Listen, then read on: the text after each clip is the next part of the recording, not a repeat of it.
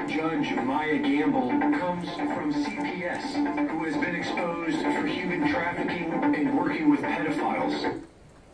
That's what you mean when you say you're taking this seriously. I take this as serious as cancer.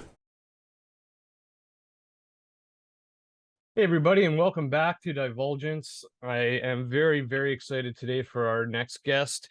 She is a researcher, reporter, and podcaster. She covers true crime, law, stuff like innocence fraud is another topic she covers a lot, which I think she does a great job in presenting that and keeping that as a topic on the table. She covers a lot of big cases such as the West Memphis Three, the Epstein, Maxwell cases, Amanda Knox, NXIVM, a lot of the juicy stuff. I love her content. I first came across her on William Ramsey's show, which everyone knows, we're a big fan of him here, and I'm very happy to have her. So please help me welcome Roberta Glass. Roberta, how are you today? Well, thank you so much for that very warm introduction. Well, thank you so much for coming. I'm very happy for you to be here and to start some dialogue. I really respect what you do and how you do it. And again, thank you for being here.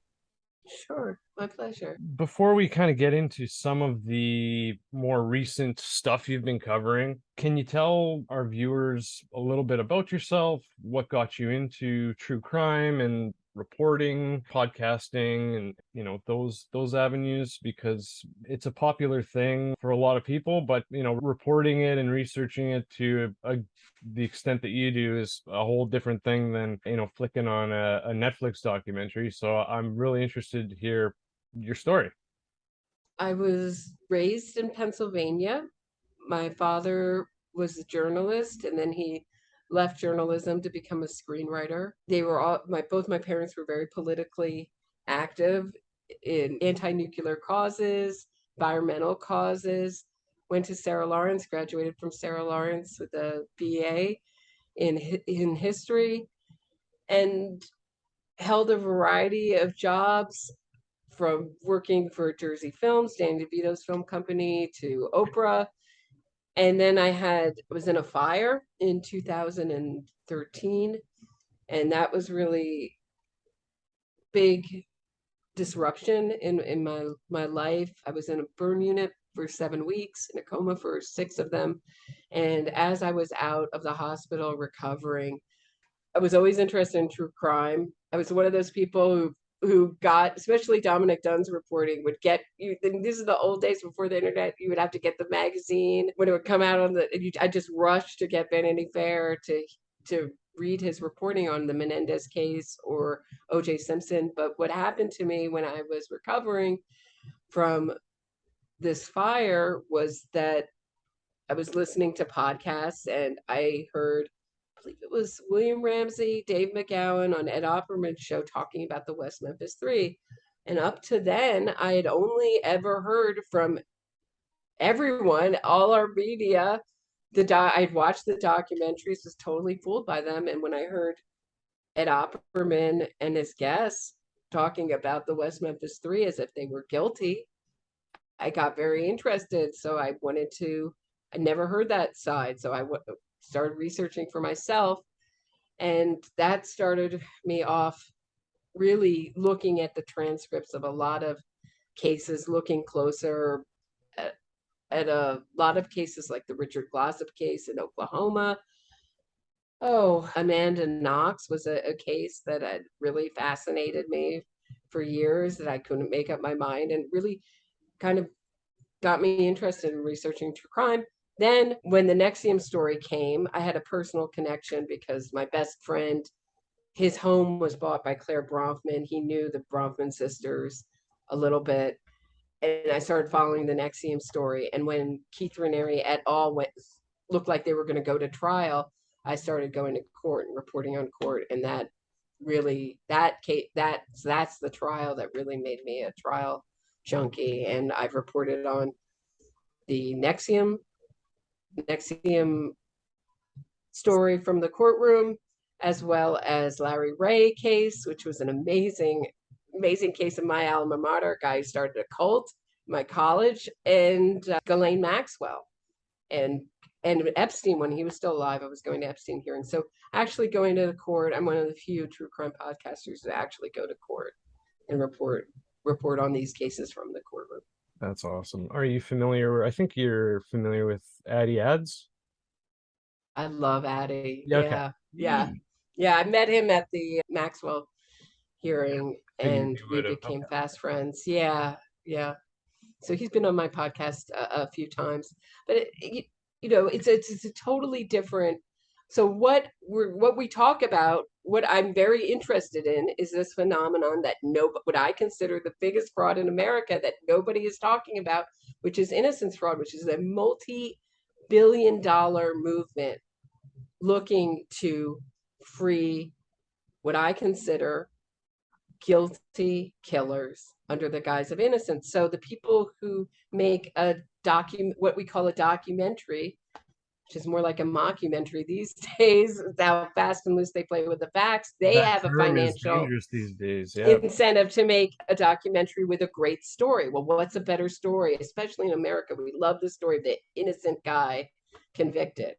So they have a financial incentive, but that also supports organizations like the Innocence Project, the ACLU, and many others that are all pouring money into this movement. And they're also, which is really sad, is supporting the campaigns of district attorneys. So they're putting in district attorneys that are basically like another defense attorney. So in court now, we're having 2 defense attorneys and no one's standing up for the victims. And everything our justice system is a very clever balance, and they've really made it completely unbalanced and very dangerous. And we're seeing the results of that in the state. The crime in blue cities is through the roof. And I say blue cities, but they're also going to very conservative areas and funneling money. Oklahoma is a place to watch, where there's a bunch of Republicans supporting the quote unquote innocence of Richard Glossop, which is a guy who killed his boss. He was embezzling from this motel that he was running, and he got his co-worker to kill his boss. It's the mastermind behind all of this. Richard Glossop. Glossop with a P. Okay. And there's all these Oklahoma Republicans who hired a Innocence Project law firm to reinvestigate the case, which is disturbing on 2 levels. One, we have a justice system called an appeals court that's already turned down Richard Glossop multiple times and determined that he was guilty. But it's disturbing because they're connected to the Innocence Project and they are not unbiased. It's disturbing because their investigation threw out any kind of evidence that pointed to Richard Glossop's guilt and only raised issues that made it look like a wrongful conviction. But it's disturbing. In this country, we don't work out our legal issues through a appointed law firm. Basically another side of his defense, basically another arm of his defense team. Right. So he's on death row, and there's a lot of push to get rid of the death penalty in these last few states that have it. My feeling is I'm very neutral on that, but I feel that if they get rid of the death penalty, the next stop is they will go to life without parole and try to get rid of that. So it's just very disturbing the way they're doing it.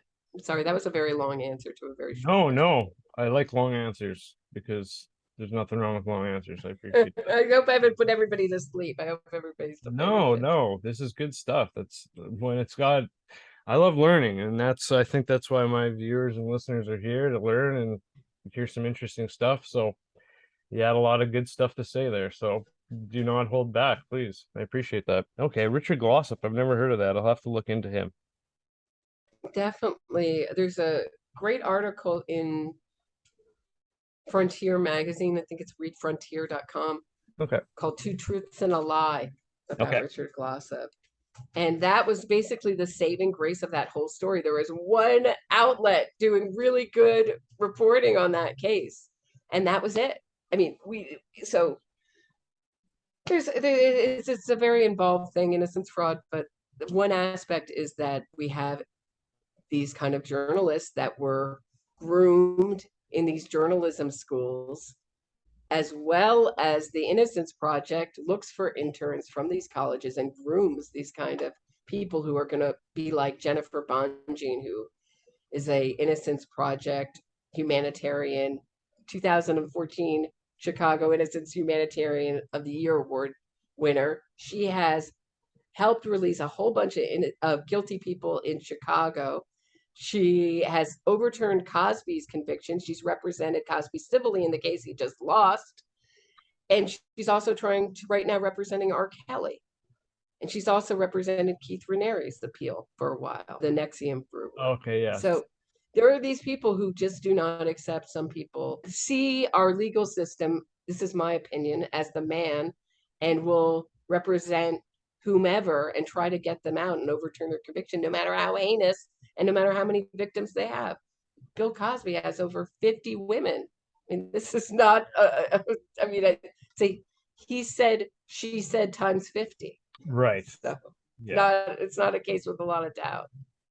Yeah. No, I hear that. Granted, legally only one woman that conviction only came from one woman, but still. Right. I'm yeah. talking about just common sense. Yeah. wise. I mean, well, once things get churned through the legal process, what comes out is not always reflective of what came in, what started and came in, right? So yeah. Do you think, just going back, like you mentioned, when you were getting into true crime, you had to kind of buy the magazines and wait for the content and seek it out. Do you think that helped in today when it comes to your researching practices and how you gather your content and information to form your opinions and then make your content ultimately?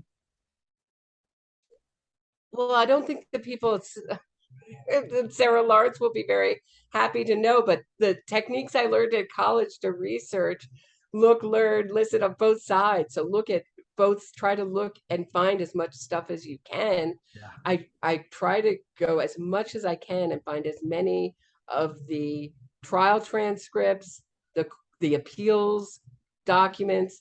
I find that incredibly helpful in my research.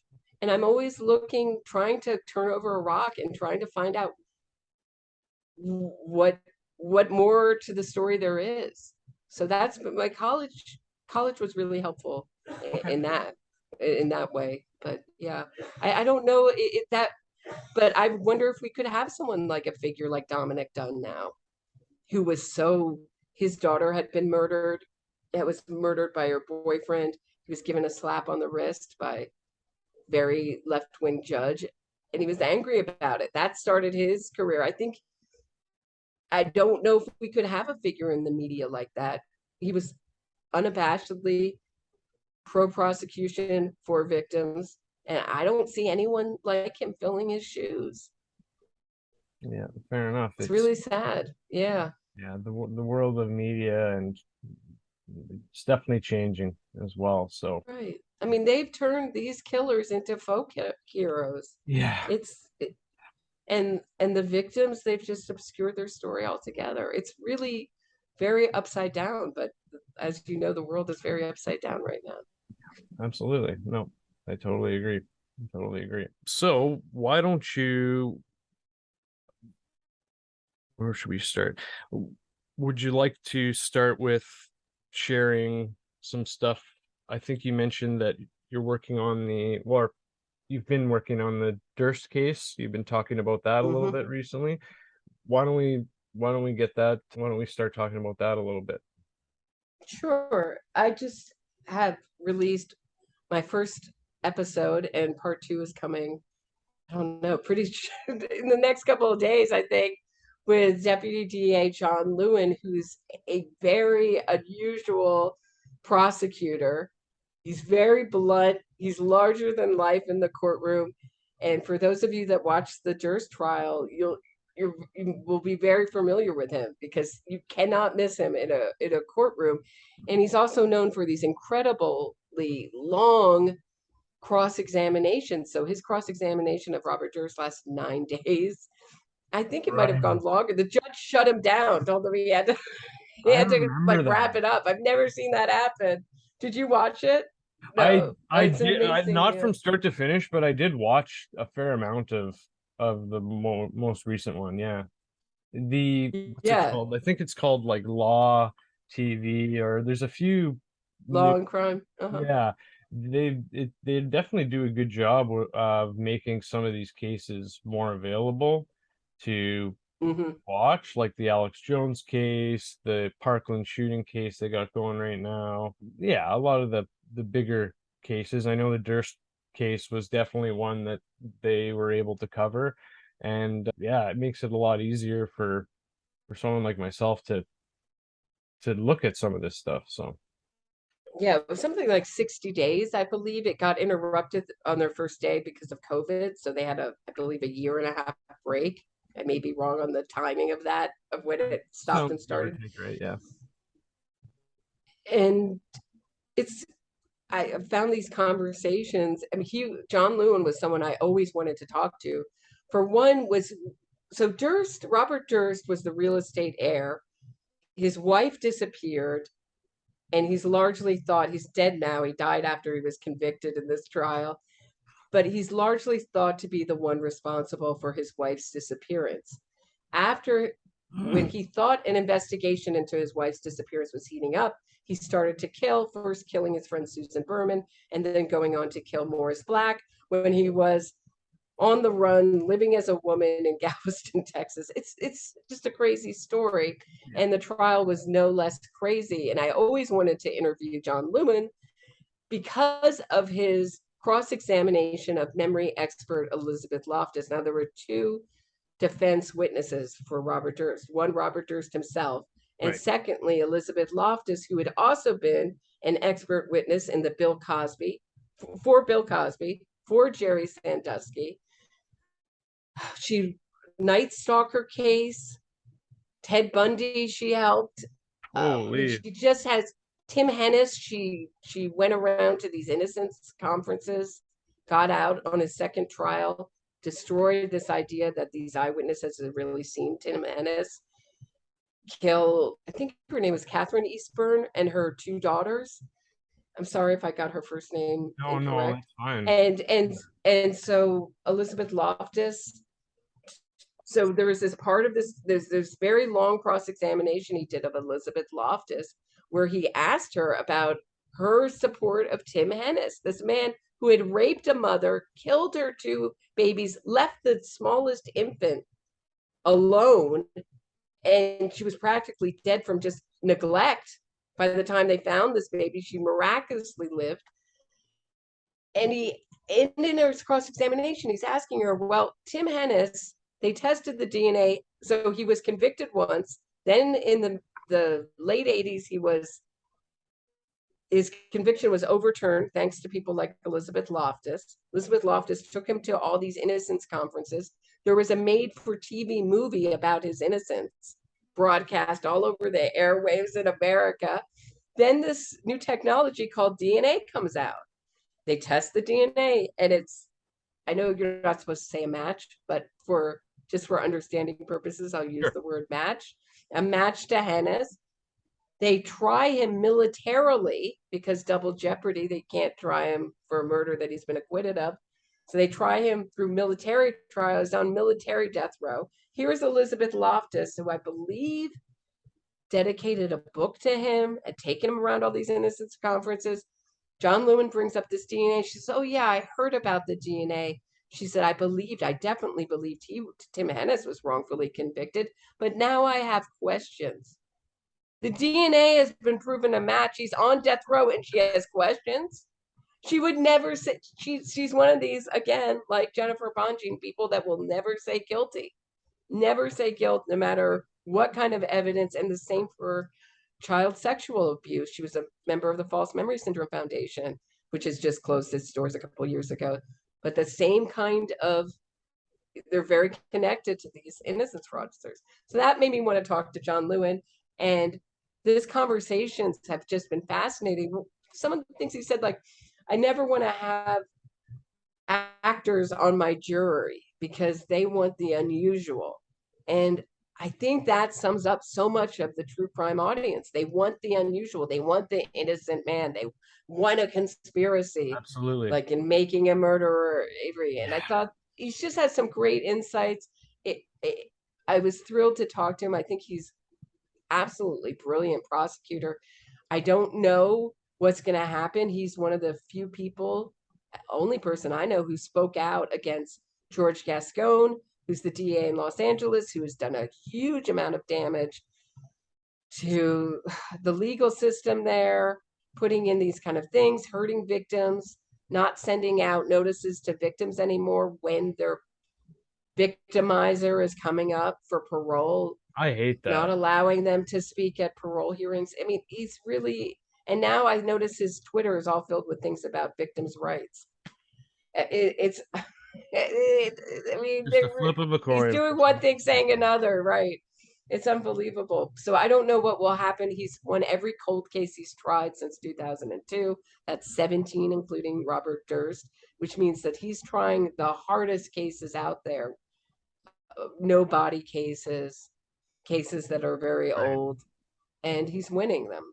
So he talked a lot about his own passion for his job and his dedication to trying these cases. What will happen to his department? I don't. I hope it will survive, and I hope George Gascon really appreciates it, because of course it's really like the crown jewel of his whole department there in Los Angeles is his cold case unit. So yeah, so that's what I'm working on now. That's what's coming out now. Third episode is about Elizabeth Loftus. The first two are about Durst. Okay, great. I say they're about Durst, but they're really not so much about Durst as really understanding the mind of a really brilliant prosecutor. Okay. That's what got me interested in it. There's lots of stuff about, for people who are interested in Durst, there's lots of stuff about Durst too. But for me, these episodes are really about how you prosecute cases, how you think outside the box in the courtroom. It's very, I learned a lot from it.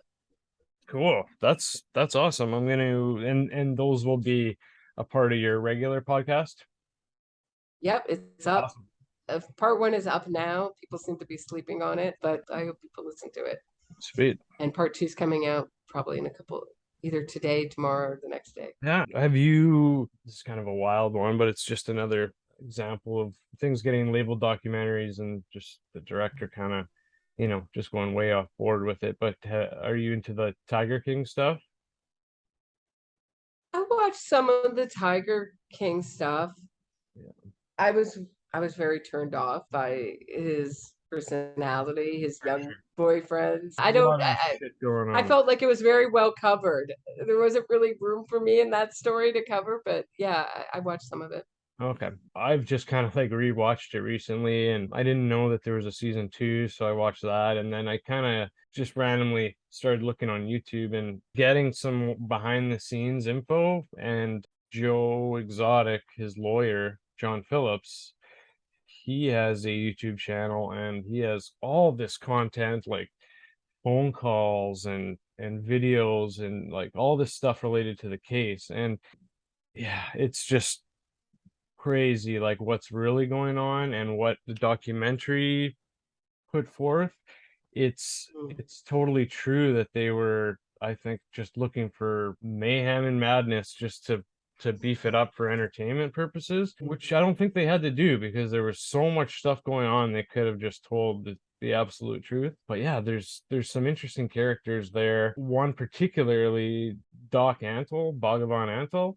He's one of the, I don't know if you watched any of the stuff of him when you watched it, but he seems pretty notorious, and he's recently dealing with money laundering charges. And so things are starting to catch up to him now, it seems like. So right, there's definitely some interesting stories there within that Tiger King realm. So that's something that I've just kind of been looking at, and I'm actually, I think hopefully tomorrow John Phillips is going to connect with me. We're going to get him on the show and chat a bit, because there's a lot going on there, and if you just kind of peel away the sensationalism and just the young boyfriends and So does he feel like that Tiger King hurt his client or helped it? honestly, it's kind of a mix, because a lot of stuff a lot of stuff in his case they didn't present, and they just left the viewer to assume things, like with the killing of tigers and stuff. Mm-hmm. For example, there's video on his YouTube channel of when they find the I don't know if you're familiar, but some of the charges were for killing tigers, because they dug up some tiger remains when they searched his property, and they were somewhat recently killed, and they only collected the skulls, but what they don't show you or is ever mentioned is that they literally sawed off the skulls from the decaying body and just took the skulls and just said, "Oh, look, there's a bullet hole in the skull. That's how it died." And they said, well, when it comes to the autopsy stuff and determining whether or not Tiger was sick or dying, Mm. they just took the skull. So they said, well, we're unable to determine. Meanwhile, they're leaving behind a lot of evidence that I think could be useful to making some determination. So that's just one example. But I mean, it's clear that wrongness was done by like just about all those characters. It's just a matter of, I think it's just a matter of, does he deserve the time he got?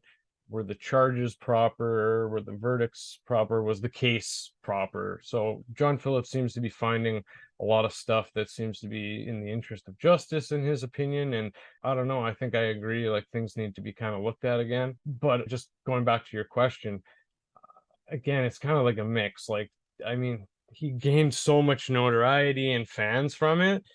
That's kind of keeping him going, I think, and keeping him motivated and stuff. But I mean, he tried to get a pardon from Trump and that didn't happen. Now I think he's trying with Biden and it doesn't look very hopeful. So I don't know. I think part of the madness and the meth and the teethless boyfriends and stuff. And I think some of it's kind of hurting him, right? And going back to one of his ex-husbands, John Finley, what the guy, you probably remember, he was there shirtless with all his Yeah. tattoos, and Mhm. yeah, Yeah, but like, sure. yeah, The one who committed suicide yeah, like, or killed himself somehow with a gun. sorry, Didn't not Am I that wrong? one, the Okay. other one, the first Okay. of the two that he married at that one time. Hmm. They had John take his shirt off and sit like that, and I believe he had new teeth at the time, and they had him kind of take him out. So they really kind of, I think they were unfair in that respect. And then in season 2 or whatever, they just show him really quickly with his teeth, and he's cleaned up. I think the director was out for to muddy it up as much as he could with respects to making it spicy and ridiculous. And so I think a lot of that Hmm. deters people away from looking at the case and the facts of the case. And it yeah, it kind of just sums things up simply when I think there's just more going on. But yeah, that's just my opinion. So, but I know, it's like, I mean, it's a ridiculous. It's the show. It's ridiculous, and like the people, a lot of the people in it are ridiculous, and like, yeah. So I mean, just for the professionals and the legal professionals and stuff dealing in the case, for them, it's probably just like, oh my God, this is unbelievable. So, but I don't know. I think there's a lot going on there with stuff that wasn't shared, or that was just not shared in a proper light, I think. And it'll be interesting to see what happens moving forward now that he's got this new lawyer, and he's seeking subpoenas and new statements, and all the main players are essentially have changed their statements. So Yeah.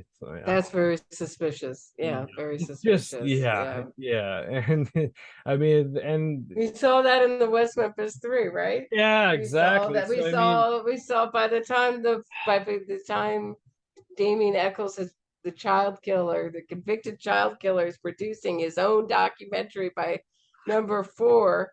We have all these people, Michael Carlson, who passed a lie detector, whatever you think of lie detectors. right, But right, if you do some research into how he got in touch with law enforcement and Baldwin's confession to him, it's very natural.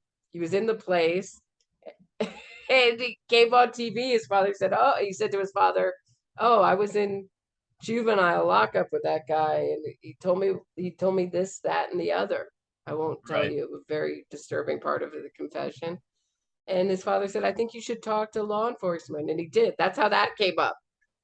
But the way they put it in the movie is like he knew and he was going to make up this lie because he could help him.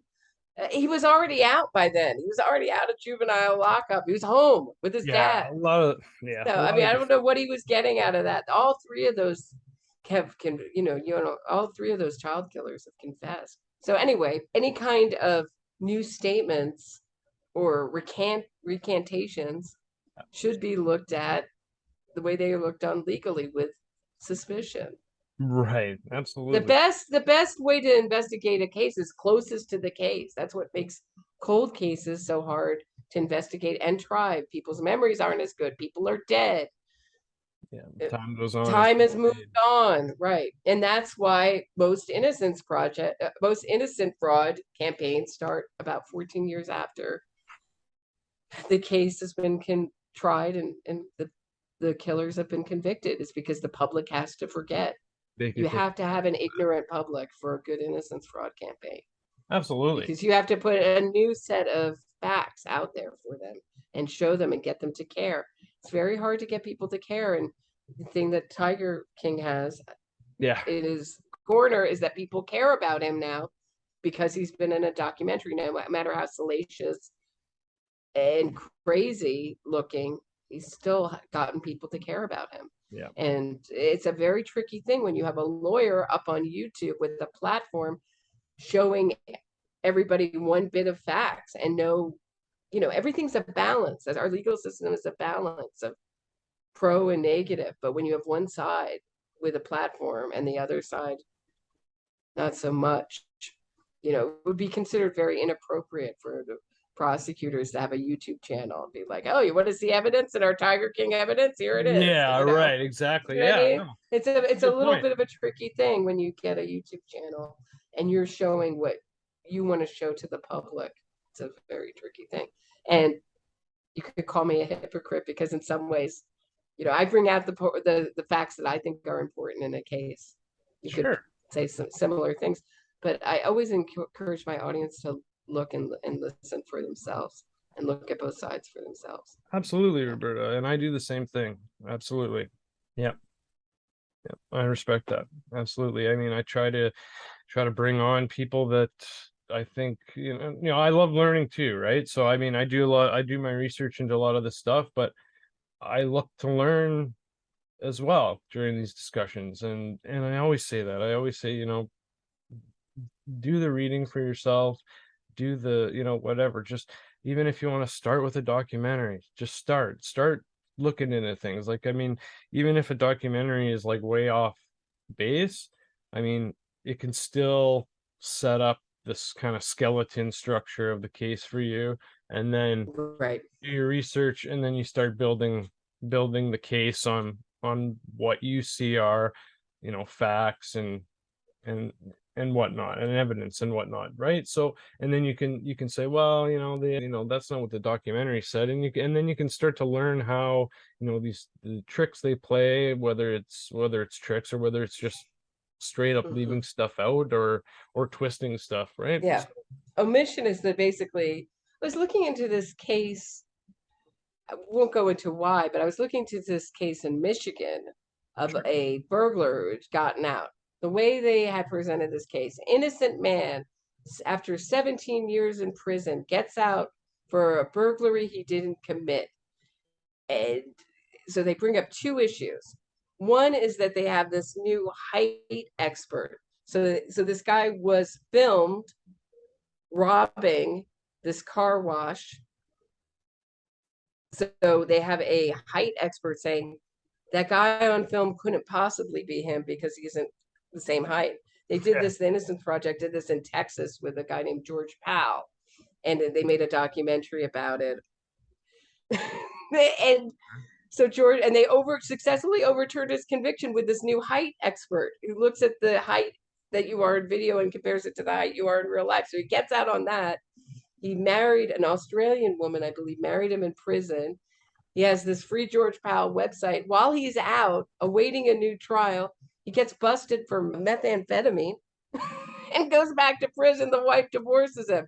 So they use the same kind of expert in this Ann Arbor, Michigan case. They have this DA who's run unopposed. They don't use the word DA, but they have a prosecutor there, Eli Savitz, who's run unopposed, is announcing to everyone he's so happy that this innocent guy, burglar, is now released, that he was convicted with no evidence. His father saw him on TV, on the CCTV footage, and said, "That's my son." But what they didn't hand over, so the way they sold it to the public is that they never handed over the that the father got a deal from helping the prosecutors in this case. And that's why they released him. But what they don't tell you is that he robbed this car wash with a bunch of people, that he had shaved his eyebrows before doing this burglary with a bunch of other people, that the gun was found in his home, that he did the burglary with, the jacket that he wore was found in his home, and that his office, same office, prosecutor's office, was affirming the father's ID of his son and saying it was absolutely reliable. So now they're saying it's unreliable, and the father just threw his son under the bus because it could help him with his own conviction. Right. Oh my God. I mean, and so when I called up this prosecutor, I said, I wrote and I said, "Hey, do you want to talk about this case?"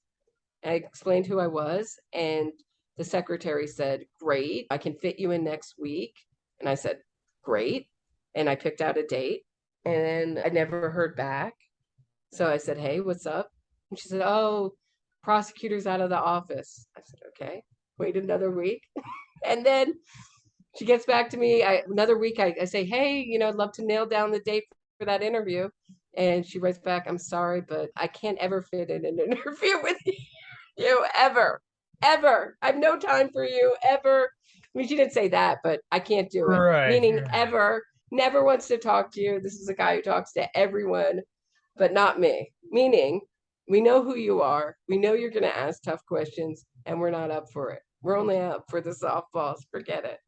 So that'll give you an idea of what's going on. But I mean, the press in Michigan was happy to, I mean, it's there. These are not buried things. The appeal documents are up on the internet for anyone who wants to read them, about Ronell Johnson and his burglary of a car wash in Ann Arbor, Michigan. So it's just straight crazy that our press is so poor and not doing their due diligence. And I think that's also that when these innocent people that are labeled, that word innocence has so much power that nobody wants to be like the person who steps up and says, "Hey." It's so overwhelming, like a hit of cocaine, when these people get out for Americans, that nobody wants to say, "Oh, that guy's guilty." Nobody wants to stick their neck out. Yeah. But I think we're going to a really scary area. And what will happen, and my issue with Ronell, my issue is not so much that Ronell Johnson is getting released. My issue is that I know what's next, and what's next is his civil lawsuit. And I know, and so he's going to sue for a conviction I consider totally a rightful conviction. He's going to sue for now his wrongful conviction in the civil courts, where the evidence is much lower, and the Michigan taxpayers are going to have to pay for it. I was just going to say, Multi-million dollars Yeah. conviction there, and it mostly goes to the lawyers. These killers are getting rich, but not rich like these lawyers are.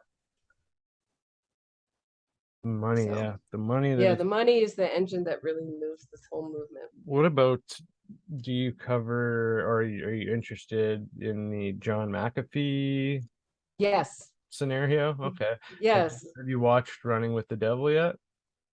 not yet. Okay, I just Not yet. I wait. Was that the? I watched the first documentary. What was the first documentary out a couple years back? okay. I thought that was I've fantastic, seen quite a and he few. was still alive. There's the Showtime one, Gringo. I think that's the one I watched. Okay, Yeah, I forget her name, but it's a woman that does it. I forget. yeah.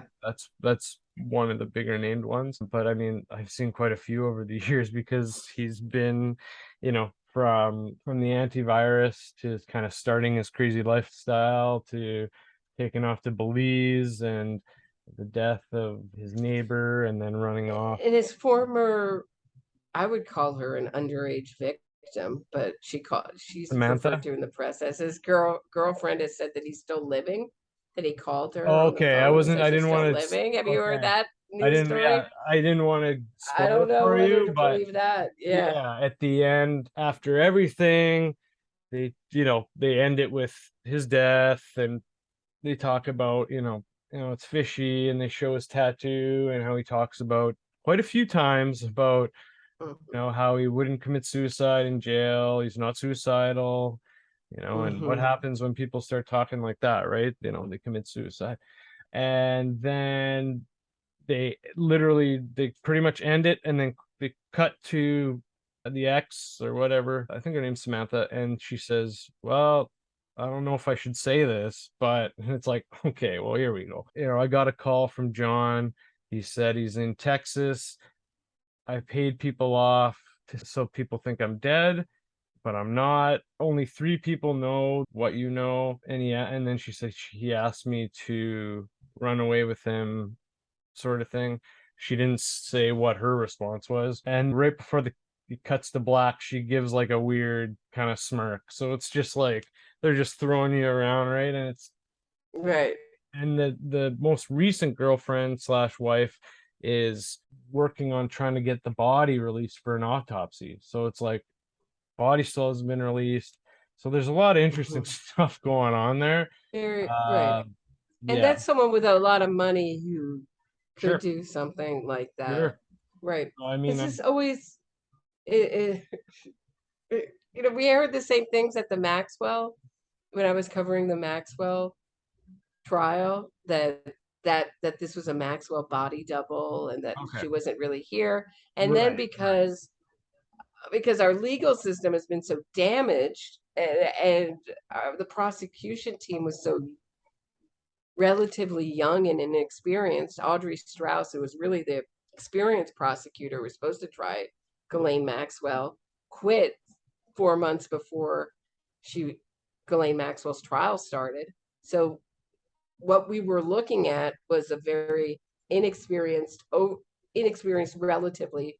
We're talking about young prosecutors in their early 30s. This is the biggest case that New York has had in a long time. All eyes are on this trial, and this is the effort that we put together to trying Maxwell. And I know it was difficult because the charges were old. It's Ghislaine Maxwell, it's Epstein, all the difficulties that come with trying a case like that, but it was very close. That they just squeezed out a conviction and then asked for 120 years. And I thought to myself, you don't get 120 years having done the job that you did in this case. That's Right. an A plus plus plus job. You get it like NXIVM trial. Keith Raniere, Maura Penza is the lead prosecutor in that case. Amazing. So, I mean, you just fantastically prepared, beautifully presented. I mean, the kind of, I don't know if it's healthy, the kind of job you have to do to win a case like that, in talking about life work balance getting so out of balance. But I think I think it's very different kinds of jobs that were done with those two cases.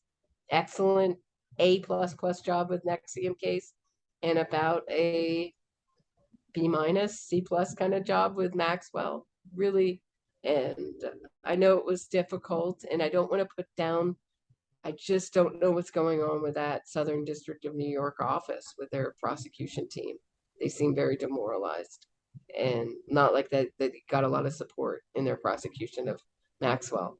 Now, was that a conspiracy or is that just the state of the Southern District? It seems to be, appears to be more like the state of the Southern District of New York's prosecution team, but we heard a lot of those kind of conspiracy theories. And certainly with how Epstein died, I think those questions are valid. No, Sure. I mean, there's just no reason why he shouldn't have had a cellmate. You know, our jails are terrible, but It's there's a so lot of questionable was- things with that. that was so garbage that yeah, that just they I think I don't know if anything's gonna come from that, but I'm not sure that they sent someone in to kill him, or was he intelligence and they told them time's up, time to Right. do yourself in, and and the doors were open and he was given the environment so he could kill himself. Either way, letting it happen is making it happen in this It case. is. That's yeah, right? they're putting it in motion. Yeah. Absolutely. So So yeah, that's dirty and greasy for sure. But yeah, the McAfee death really, yeah, Mm. you know, he's always claimed yeah, I that kind of took us off on a right turn there, but yeah, McAfee death is crazy. I hope he's dead. I hope he's not alive, living somewhere. You would think that if he were alive, that he couldn't stand it, that he could not live in anonymity. I was just gonna say, like, I into don't know. me a lot of attention. I don't think you could have kept this quiet this long. So, and by that, I don't mean like reaching out to the girl. I think he would have been a lot louder. And yeah, I don't know. Like with, I don't know. Like with Epstein, it's a whole different game, really, because he was on the inside track, and McAfee's kind of on the outside track, and some of his claims were pretty wild, with like keystroke claims and spying on like various governments. And yeah, he never really released any of the information that he said he had with regards to the Belizean government. But Yeah, yeah, I'm not sure that that was ever. it got to a point. He I mean, seems to, right? Yeah. in the documentary, he even says at one point, he kind of, I don't know if he slips, but he says, I there's something like I'm creating an illusion sort of thing, or I'm creating a reality to kind of manufacture a perception of what's going on. So he's very manipulative and dangerous guy, really. So they in the documentary, they talk about how he shot his dad and made it look like suicide when he was like 14 or 15 or something like that. Wow. Yeah, so like He's a, I mean, I thought there was no doubt that he was a psychopath when I saw Gringo. And yeah, very oh, absolutely, dangerous. A very absolutely. dangerous person. Very dangerous person. And the problem with, you want to believe those conspiracy theories. I have something on the police government. But Right. when you have an unreliable narrator like that, you need to see a little bit more proof, dude. Yeah. Bring us some proof. Did you look at the Alex Jones case at all? Was that of interest to you? It was. I don't did have to watch talk some of about it. it I've right obviously now, not as much as I wanted to watch of it. Okay. I was fascinated by it. I think it's very tricky. I remember when that conspiracy theory was just the rage. Alex Right, Jones yeah. wasn't the only person saying this No, out absolutely there. not. There was a lot of YouTube. YouTube was different. The internet was different. And it's interesting to me. And I'm, of course, with my sympathy with victims, of course, I'm going to sympathize with the parents. But in some ways, there's some very tricky issues with the Alex Jones thing. Why Alex Jones? I mean, to me, I understand why the parents are so mad, but I see the one thing I know a lot about is these crime cases, and I see the reporting on true crime cases being so poor so poor and so wrong and putting out wrong information all the time and not correcting it. Even magazines like the New Yorker, and they're not coming under any flack. They're not getting sued civilly for anything. So I have a lot of conflicting feelings about Alex Jones. How do you feel about it? Yeah, I agree with you. And to add, some of the lawyering going on in that case is just ridiculous. His lawyers send his old everything to the other team. I've never heard that happen in any other case ever. Yeah, How do there's you so send much. over everything by accident? I mean, I know you do. I'm not suggesting he did it on purpose.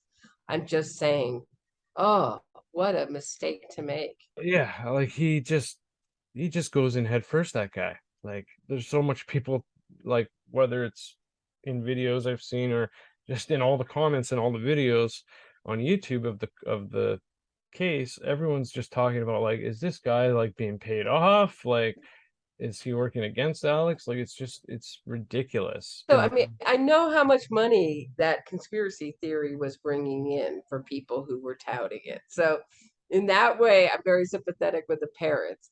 Yeah. Another way, I say, why Alex Jones? Why just Alex Jones? I mean, this is one of many lawsuits. So he's going to have to redo this again. I mean, he's already bankrupt. What more are you going to squeeze out of him? Yeah. And I understand this is a civil case, but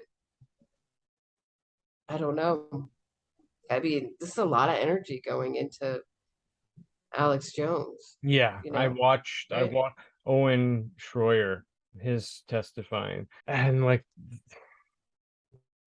the prosecution, it's like they're just picking on him and looking for, I don't know, it was ridiculous. And he was asking some questions, and then, you know, he would be like, can you repeat it? Oh, it's not important. Oh, I'll move on. Oh, I don't know. Like he's just throwing all this, and then Alex's lawyer, his lawyer is just sitting there and like he's not objecting to anything, and he's just letting him put him through this circus of questioning.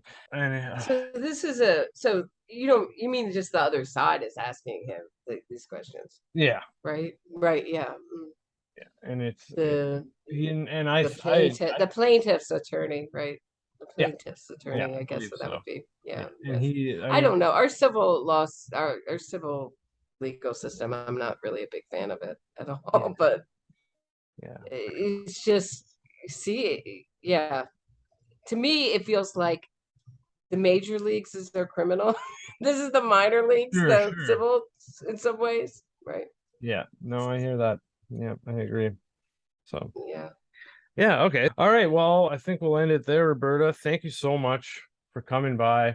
This was a lot of fun. I really hope that we can get you back sometime. I've got a nice list of stuff that I want to look into, and a nice list of stuff that I'd love to get in deeper with you sometime. So I had a lot Sure. of fun. Thank you so much for coming. My pleasure. Thank you Before so you, much for having me.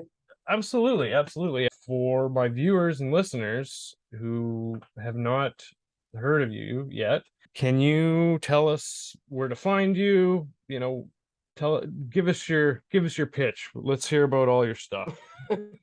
So I have a Facebook group, Roberta Glass. Come join the discussion in my Facebook group, Roberta Glass True Crime Report Facebook group. I'm on Twitter at Roberta Glass Pod. I am on YouTube at Roberta Glass True Crime Report. I'm on anywhere where you can hear podcasts, Spotify, iTunes, etc. Google Roberta Glass True Crime Report. Please subscribe. Leave me a 5-star review. There's a lot of people who don't agree with me, leaving me terrible reviews. Oh, And that's awful. and I think I've hit everything that I have. Oh, and or you can support my work by becoming a patron on Patreon. Buy me a cup of coffee, Venmo, Roberta Glass, and I think I'm Patreon Roberta Glass True Crime Report.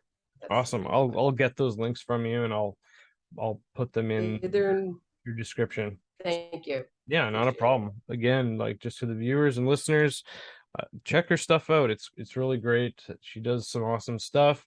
If you guys like both of us, if you're a fan of William Ramsey, start there. Check out some of her episodes with William Ramsey. She's been on his show, he's been on her show, and they have some awesome discussions about West Memphis Three, Amanda Knox, a lot of the big cases, and it's good stuff. And yeah, again, thanks for all the stuff that you do, Roberta. I love it, and I think it's important, and I think more people should be doing what you do and looking at the stuff you do, because it's useful. It's more of the factual stuff, and it's coming from that good old fashioned research and digging deep and finding the truth, right? So yeah, thank you again so much for Appreciate coming, that. and we'll talk Appreciate to you the soon. kind words. Oh, you're very welcome. You're very welcome. So all the best to you, and enjoy the rest of your day. Okay, Roberta? Thank All you. right. Bye. Oh yeah. Okay, great. I'm happy to be there. Congratulations. Thank you on so that. much. Yeah, I'd really love for you to be there. So I'm happy that you're interested. So I'll send that out today, and yeah, we'll talk soon. Thank you for doing this. I appreciate it. Absolutely. We'll All talk right. soon, Roberta. All Have right. a good Have day. a good one. All right. Bye. See you later. Bye.